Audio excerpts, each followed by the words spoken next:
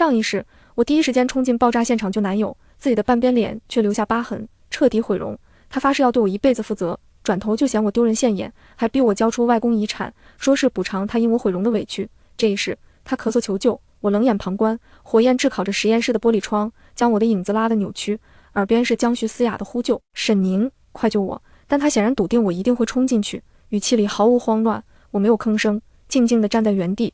前世我冲进火场，把他拖出来，半边脸却永远留下了蜈蚣状的疤痕。他抱着我哭，说这辈子都会对我负责，可转身就想我带出去丢人。他逼我把外公留给我的金条和商铺契证全交出来，还说那是补偿他因我毁容而受的委屈。现在烟雾中，江旭不停咳嗽，见我半天都没有反应，他总算慌了起来：“沈宁，我明明都看见你了，你怎么还不进来救我？我腿给压着了，根本跑不出去啊！你放心，现在火势不大，你肯定不会有事。等出去了，我一定娶你。”我死死盯着火海里那张焦急慌乱的脸，忽然想起上一世他用枕头卧室狰狞的脸埋怨我：“要不是你死缠烂打，以救命之恩要挟我，我怎么会娶你这毁容的丑八怪？你毁了我跟小五的爱情，该死！”我勾了勾嘴角，笑声被噼啪的燃烧声掩盖。苏武这么好，那就让他来救你吧。我猛地后退一步，确认这距离不会对我造成危险，才放心地向后倒去。装晕的瞬间，我依稀听见了江旭的呼喊声，越来越弱。眼皮合上的前一秒，我听见消防车的鸣笛声由远及近，我捂住口鼻，唇角止不住的上扬。江旭游戏开始了，再次睁眼，我已经躺在了 VIP 病房里。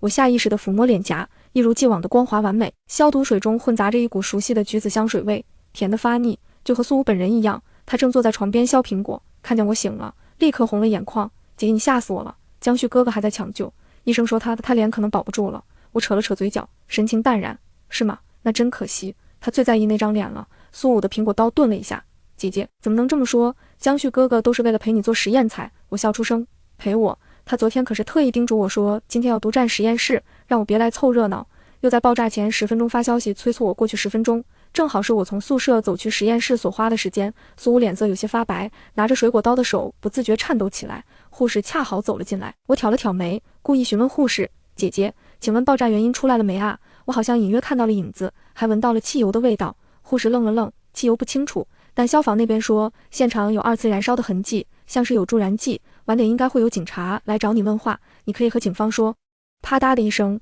水果刀突兀地掉在地上。苏武攥紧苹果，低着头看不清他的表情。护士还以为他是吓着了，将水果刀捡起宽慰他却连忙起身拿过了放在桌角的手机。铃声突然响起，苏武却不着急接听，而是寻了个借口离开我，闭上眼假寐，心里冷笑。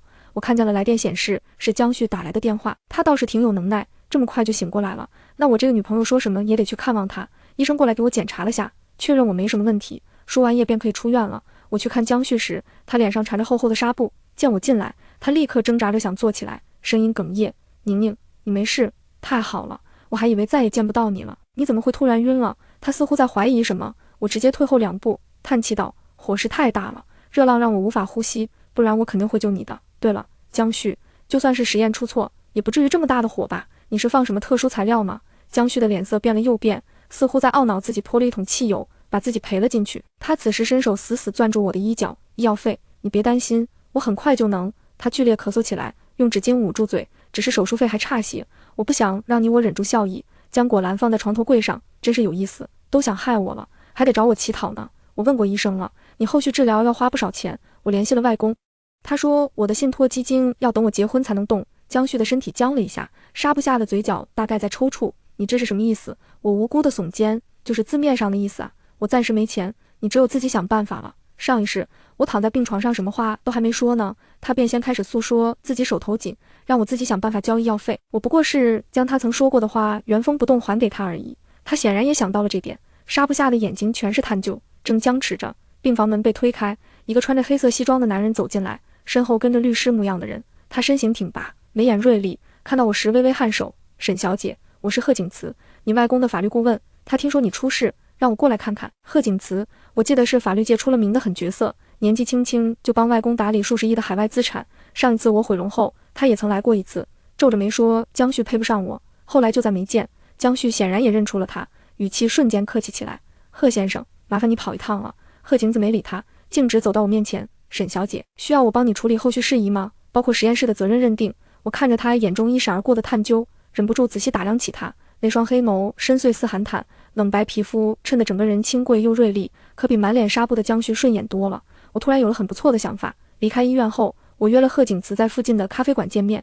我搅动着杯中的咖啡，率先开口：“贺先生，我想跟你谈一笔合作。”贺景慈抬眸看向我，眼中带着一丝不易察觉的兴趣。“沈小姐，请说。”我直视着他的眼睛，一字一句道：“江旭配不上我，但我暂时不方便出手，所以我想聘请你帮我对付江旭，还有我的弟妹苏武。当然，我不会让你白帮忙。沈家在城西有块地，位置不错，如果你能帮我，让他们付出应有的代价，那块地我以成本价转让给你。”贺景慈放下手中的咖啡勺，身体微微前倾，语气带着几分玩味：“沈小姐，这是把我当成你的复仇工具吗？”我勾了勾嘴角，话不能这么说，我们是互利共赢，你得到那块地能赚不少，我报了仇也能安心。他沉默了几秒，忽然笑了：“沈小姐倒是打了一手好算盘，不过我对那块地兴趣不大，那你想要什么？”贺景慈的目光落在我脸上，深邃的眼眸像是要把人吸进去。我想要的或许是沈小姐你这个人情。我的心跳怒力派，面上却依旧平静。人情可是个虚无缥缈的东西，贺先生不觉得亏吗？纤细的指尖轻轻敲响桌面，贺景慈缓缓说道：“在我看来，沈小姐的人情可比那块地值钱多了。”贺景慈这个人很危险，但好在死过一次的沈宁早已无惧危险。我挑了挑眉，笑着伸出手：“那祝我们合作愉快。”我刚回到家，就瞧见孙悟空的眼圈扑进我爸怀里：“爸，姐姐太狠心了。”江旭哥哥躺在病床上疼得打滚，他连药费都不肯出，还说要看着江旭哥哥毁容，还挺能编排。我脱下高跟鞋，径直走向沙发，将苏武拉了起来：“是吗？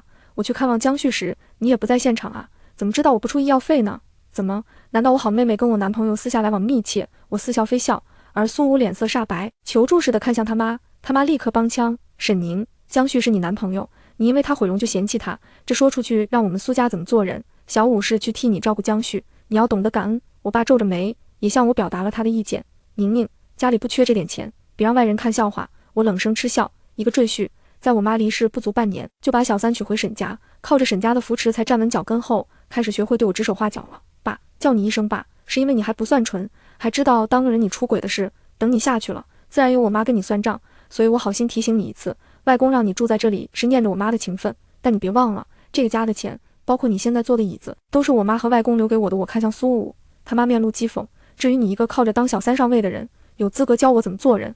我爸的脸瞬间涨红。孙武他妈想争辩，被我一个眼刀制止：“再闹就别怪我把你们母女俩这些年偷偷转移公司财产的账送到外公面前。”两人果然闭了嘴。前世我便想收拾他们，但江旭总劝我家和万事兴，我才一次又一次忍耐了下来。再后来我毁容，江旭总是有意无意地贬低我，打击我，让我陷入了自我怀疑，根本分不出心思在他们身上。还好现在清醒了，有些人拎不清，那就只能狠狠教育，否则不知道自己几斤几两。江旭拆纱布那天，特意让苏武把我叫去。当最后一层纱布落下时，病房里陷入了死一般的寂静。江旭的左脸颊从眉骨到下颚是纵横交错的疤痕，像被揉皱的纸。他自己看到镜子里的样子都承受不了，发出一声短促的尖叫，猛地把镜子砸在地上。不可能，我的脸！孙武扑过去抱住他：“江旭哥哥，没事的，我不嫌弃你。”我靠在门框上关闭录像，笑出了声。他们听到动静，一看是我，立马分开。江旭做作的捂着脸同我解释：“宁宁，你别误会，苏武只是替你先安抚我而已。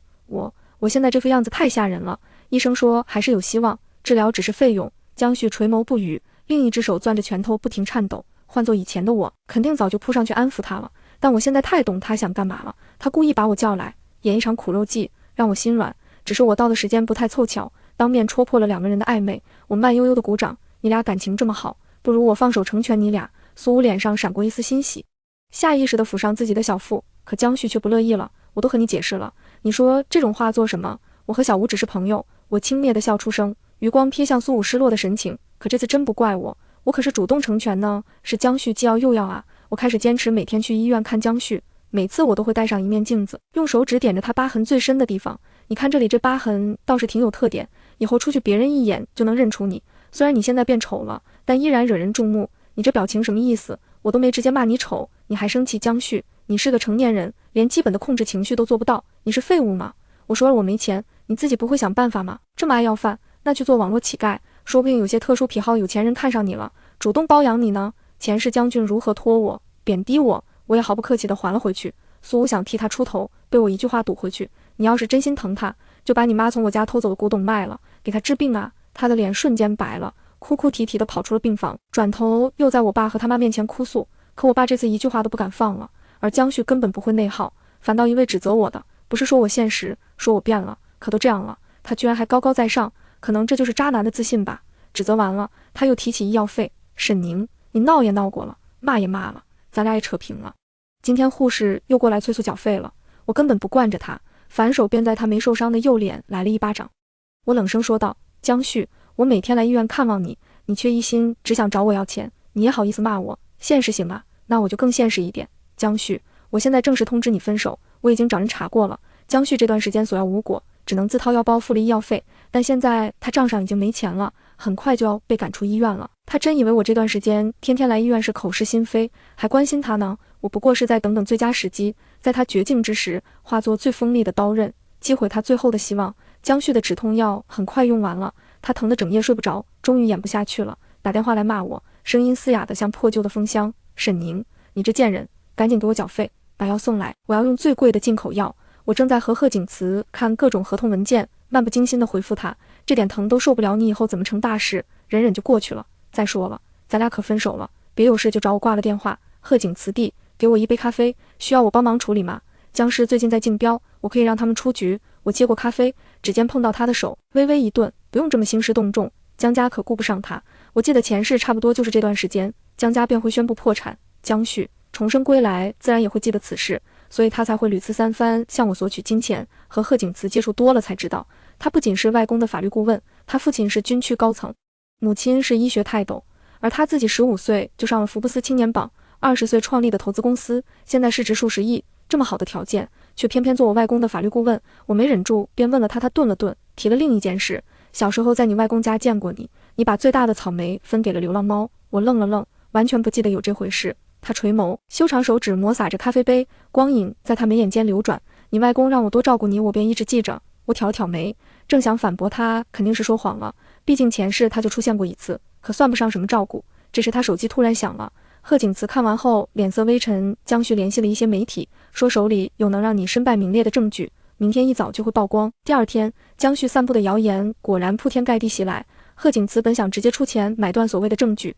被我制止了。江旭想玩，当然得陪他玩玩，而他所谓的身败名裂的证据，便是说我因为他毁容就移情别恋，还说我私生活混乱。没多久，还有人把我和贺景慈进入宴会的照片发到了网上，配文：其夫另寻新欢，沈家大小姐私生活不检点。苏武也掺和了这事，找来一群媒体采访他。我姐姐只是一时糊涂，希望大家不要怪她。江旭哥哥真的很可怜。短短2天，网上的舆论持续高涨，我家公司的股价也受到了一定影响，但还好问题不大。前世江旭便惯用这一招，没想到招数还是一成不变。外公知道了这事，特地打岳阳电话训斥。我都和你说了，那江旭不是什么好东西，别信他的鬼话。宁宁，你总得自己长大。我一句话便堵住了外公的嘴。外公，我已经和江旭分手了。这下外公乐了，只夸我长大了，比我妈强。我现在总算明白外公为何一直放任我不管，不是不管，是让我自己认清这群人的嘴脸。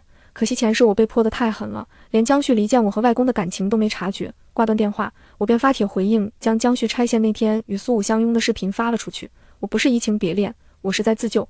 他一边道德绑架，命令我缴纳所有治疗费用，一边又同我的继妹相拥而泣。这样的人不配得到任何人的同情。网上的风向开始逆转，江旭和苏武被网友追着骂，说他们恶人先告状。当天下午，苏武突然召开记者会，开始拿孩子做文章了。苏武抚摸着平坦的小腹，哭得梨花带雨。我和江旭哥哥是真心相爱的，我已经怀了江旭的孩子已经3个月了，是沈宁嫉妒我们，拿江家威胁江旭哥哥，强迫江旭哥哥和他在一起。江旭也发出声明，表态将自己塑造成了受害者。他们的这番话还真糊弄到了一群人，就连一些平时毫无联系的亲戚都特地打电话来劝我，既然他们是真心的，你就成全他们吧，毕竟有孩子了。我爸也开始动摇，多嘴起来。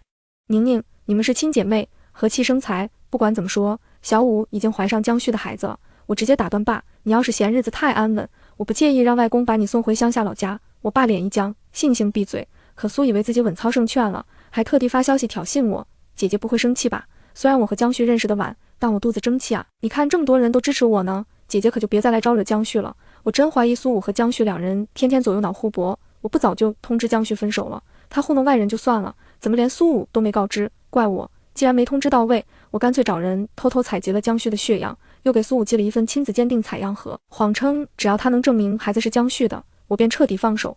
苏武果然上钩了，很快就把样本寄了回来。但苏武不知道，如今的我可比现在的他更清楚，他肚子里的孩子究竟是谁的前世。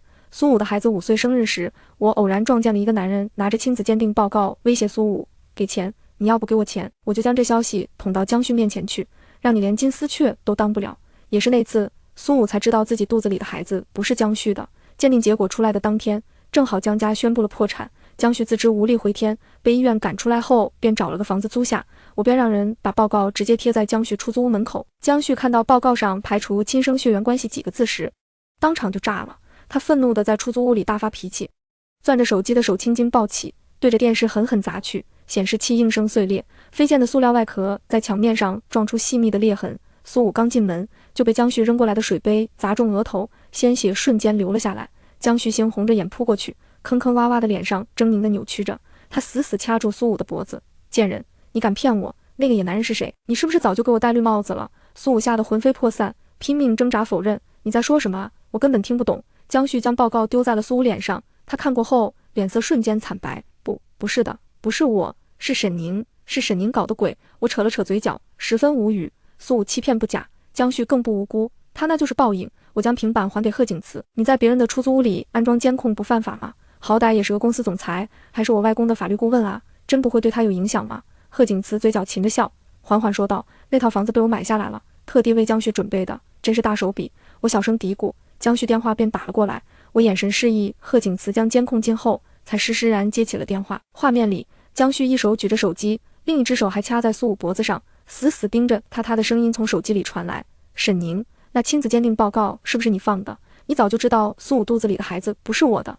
对不对？”我毫不犹豫地承认：“对，有人匿名寄给我一份鉴定报告。”看在以往的交情下，我便放你门口了。苏武拼命挣扎，对着手机大吼：“你撒谎！明明是你说，只要我能证明孩子是江旭的，你就彻底放手成全我们。你就是嫉妒我，嫉妒江旭喜欢我，故意陷害我，想拆散我们。我不以为然，你有证据吗？没证据，我可以告你污蔑诽谤。可我早就和江旭分手了，我需要绕这么大弯来拆散你们吗？”监控画面里的两人地位瞬间转换，苏武不可思议地盯着江旭：“你们分手了？你为什么不告诉我？你不是说一找到机会就和沈宁分手，带我远走高飞吗？我为了你，为了孩子帮你出谋划策，忍着被骂小三的风险，全网宣布自己怀孕，你就是这么对待我的，真有意思。偷腥者还能这么有底气呢？”我对贺景慈递了个眼色，他会意，走到阳台打的电话。没过多久，苏武的手机突然响了，他看了一眼来电显示，脸色骤变。我恰到好处的开口：“我听见电话响了，妹妹，好像是你的来电铃声，怎么不接啊？该不会心里有鬼吧？”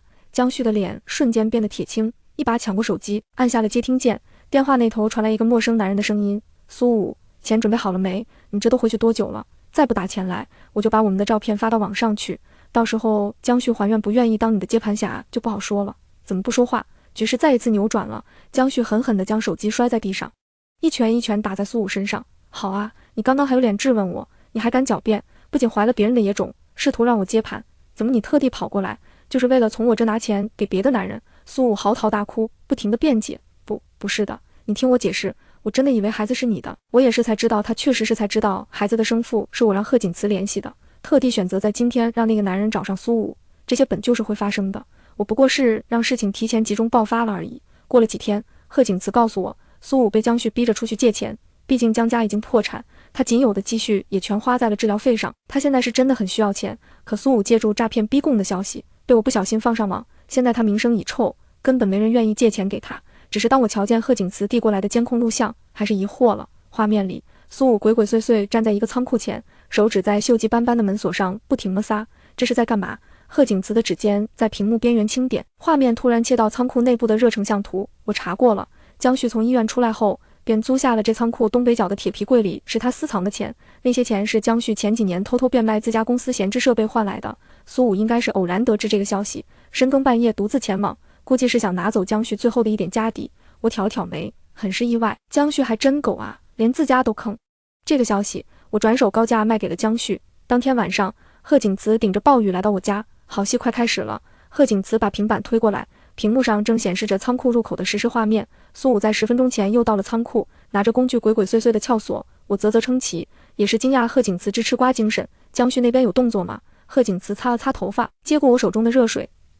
不过他应该没那么快，我上次落在你家，衣服还在吧？我先去洗个热水澡。我点点头，视线回到监控画面。贺景慈换好衣服刚出后来，我就瞧见江旭骑着自行车出现在监控角落。江旭被淋成了落汤鸡，狼狈不堪地跑向仓库。他冲向角落，一把拽起正在撬锁的苏武。贱人，你敢动我的钱！苏武吓了一跳，下意识想跑，反而激怒了江旭。江旭愤怒地将苏武砸在地上，拳头狠狠砸在他身上。苏武的尖叫声，东西摔碎的脆响，江旭的怒骂声混在一起，透过平板的扬声器钻进我耳朵，实在是太刺耳了。我默默调小音量，忽然注意到离两人不远的地方摆放着一个铁架，边缘锋利的像把刀，这要是不小心碰到了……贺景慈浑身清爽地坐在我旁边，要阻止吗？我摇摇头，指尖在平板上放大画面，让他们闹。下一秒，监控里突然传来苏武凄厉的惨叫，苏武挣扎着推开江旭想逃跑，结果方向不对，正好跑到了铁架附近。赶来的江旭怒火中烧，毫不犹豫地一脚踹在了苏武背上，不偏不倚，正好让苏武撞在了铁架上。苏武捂着小腹蜷缩在地上，鲜血很快染红了裙摆。我关掉监控，递给贺景慈，打120吧，可不能让我的好妹妹这么轻易的死了。苏武躺在病床上的第二天，我请来监视苏武的护工，便发来了一条偷拍视频。当看见江旭熟悉的身影，我诧异极了，都闹成这样了，他居然还跑去看苏武，甚至还带了果篮，可能超爱吧。不过两人很快就争吵了起来，两人互相揭短的每一句话都被录了下来。贺景慈问我，下一步你想怎么做？我眯了眯眼，笑了，当然是闹啊，闹得越大越好，最好让所有人都知道。我当即将视频发上了网，两人争吵的内容很快引起了网友的注意，尤其是苏武的那句是你自己想烧死沈宁，反被毁容，你自己活该，引起了众多讨论。之前实验室的监控全被毁了，再加上江旭醒来后便表示不愿追究，便意外结案了。我和贺景慈私下也请人查过，但没能找到监控，就凭江旭发给我的那条信息，也没法定他的罪。不过这次可是他们自己露了马脚，警方自然也注意到了，又重新调查了实验室爆炸案。听贺景慈说，警方已经请江旭去喝茶了。那天下午，贺景慈的技术团队截获了江旭和他律师的通话录音，点开后递到我耳边，他的声音带着一丝疑切。我手里有苏武承认参与纵火的录音，只要把这东西交出去，我能不能争取从轻发落？江旭突然这么聪明，反倒令我不习惯了。贺景慈在旁边补充，他联系了3家营销号，约在明天上午见面。我问他，你有什么想法吗？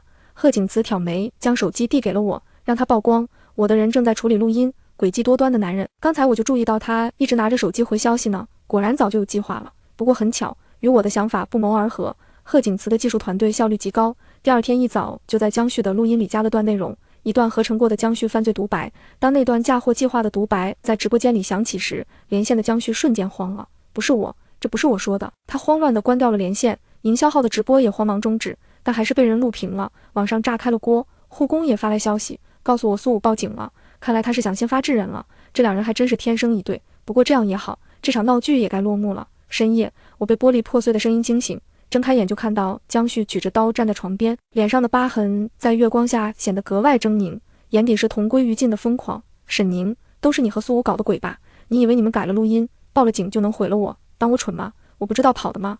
我看了一眼他湿漉漉的全身，以及时不时飘来的恶臭味，也能猜到他是怎么能躲过这么多监控天眼的，能屈能伸，不愧是渣男。江旭的声音像淬了毒的冰，你乖一点，别反抗，等我先杀了你再去解决。素那个贱人，只要你们都死了，一切就能重来。我瞬间明白了他的想法，他竟然还在指望重生。我镇定地按下床头的紧急按钮后，躲进了暗室。这还是贺景慈之前强行给我装的，说以防万一，没想到真派上用场了。门外很快传来急促的脚步声，接着便是金属碰撞的脆响和沉闷的打斗声。我看向监控，贺景慈正死死按住江旭的手腕，刀刃离他的脸颊只有几厘米。贺景慈的手臂被划了一道深可见骨的伤口，血顺着指尖滴在地板上，晕开一朵朵暗红的花。我心里莫名的慌乱，想开门过去帮他。警察就在这时冲了进来，直接将江旭按在了地上。放开我，沈宁，我不会放过你的。还有苏武，都是你们害了我。我懒得搭理他，跑到贺景慈身旁，按住他流血的伤口，声音都在发颤。你没事吧？他的目光紧紧锁着我，忽地笑了，有点疼。开庭那天，我和贺景慈作为证人出席，苏武也作为证人出场。苏武先声泪俱下地控诉江旭如何胁迫他参与纵火，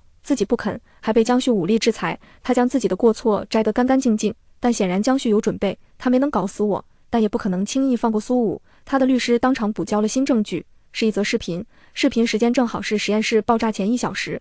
江旭亲昵地抱着苏看向镜头，却喊出了我的名字，沈宁。其实我早就和小武在一起了，她已经怀了我的孩子。你别怪我是你挡了我和小武的路，姐姐你放心的去吧，我会帮你收拾的，家里你也不用担心，我会替你照顾好你外公，你沈家的一切都会是我的。我反应了过来，这视频估计是江旭原计划将我骗进去救他后放给我看的，没成想反倒被他用来把昔日爱人拉下水。苏武脸色瞬间惨白，证据确凿，最终江旭因纵火罪、故意杀人未遂、职务侵占罪等多项罪名被判处有期徒刑20年。至于苏武，当场便被移交给了警方。半年后，苏武的结果也出来了，因参与纵火、作伪证等罪名被判处3年零10个月。而他亲妈这半年也没消停，天天在家哭闹，要求我爸去把苏武救出来。我看他这么心细的女儿，索性将他当年挪用公款、偷窃、转卖的证据提交给了警方。要不了多久，母女俩便能在里面团圆了。我爸还算识时务，主动和我提出搬出去住，我没拦着，只是让人收回了他名下的所有财产。送走我爸的当天，贺景慈来到我家，江旭说要见你去吗？去告诉他，我还查到他名下公司有偷税漏税的证据，估计能再判他5年。放心，我出马，10年起步。今天的故事就在这里结束。如果你喜欢本期视频，可以在评论区给喵喵留下好看爱看，喵喵会每天为大家带来很精彩的故事。